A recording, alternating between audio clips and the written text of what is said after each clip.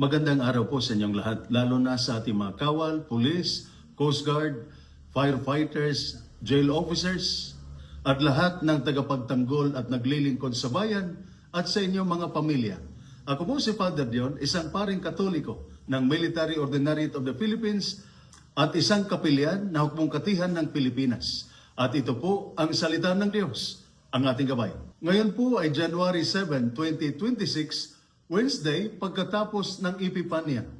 Ang ating mga pagbasa mula sa banal na kasulatan sa araw na ito ay tuwirang tumatama sa inyong karanasan.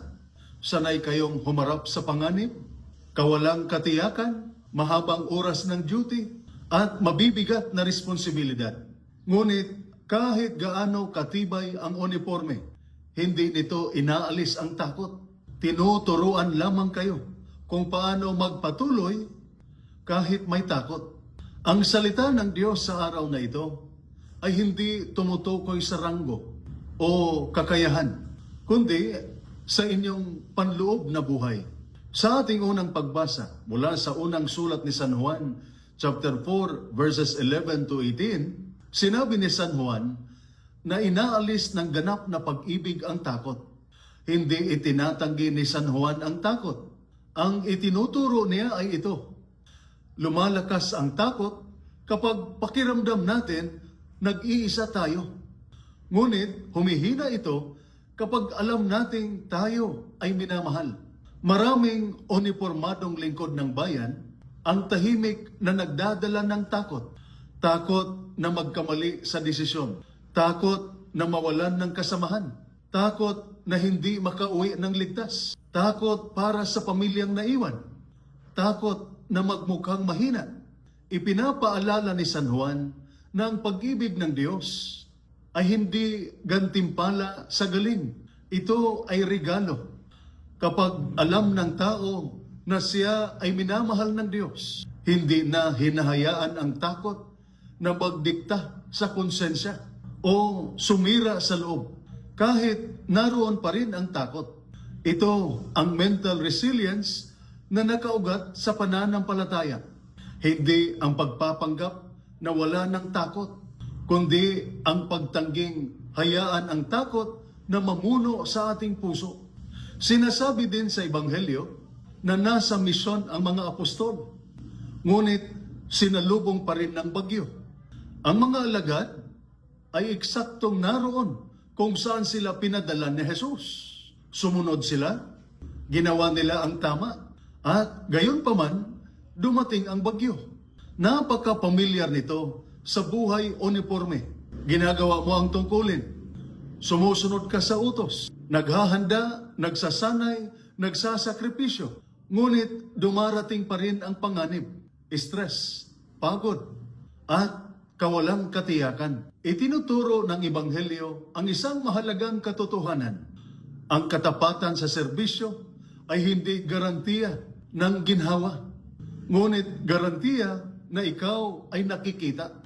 Nakikita na Jesus ang mga alagad na nahihirapan sa gitna ng bagyo. Bago pa niya sila nakita. Napakinggan din natin sa Ebanghelyo ang sinabi ni Jesus sa kanyang mga alagad. Lakasan ninyo ang loob. Ako ito. Huwag kayong matakot. Nang lumapit si Jesus, takot pa rin ang mga alagad hanggang siya'y nagsalita.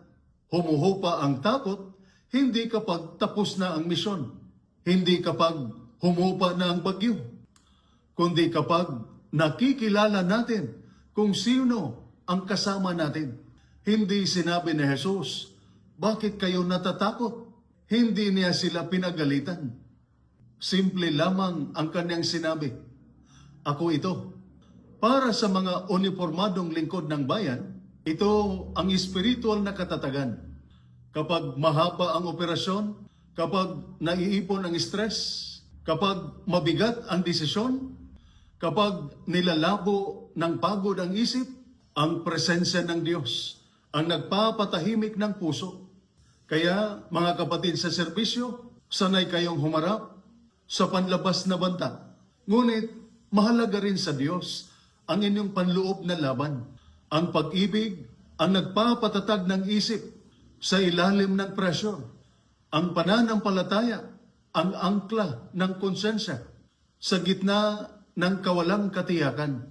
Ang presensya ng Diyos ang nagpoprotekta sa puso kapag sumasapit ang takot. Matapang ninyong pinaglingkuran ang bayan. Tahimik, ngunit tapat kayong nilalakbay ng Diyos. Ito po ang salita ng Diyos, ang ating gabay. Manalangin tayo. Panginoong Hesus, sa mga bagyo ng tungkulin at paglilingkod, patatagin mo ang aming puso sa pamamagitan ng iyong pag-ibig. Pawiin ang aming mga takot, palakasin ang aming loob, at ipaalala sa amin na kailanman ay hindi kami nag-iisa. Amen. At sumainyo at sa inyong pamilya ang pagpapala ng makapangyarihang Diyos, Ama, Anak, at Espiritu Santo. Amen. San Miguel Arcangel, ipagtanggol mo kami. Amen.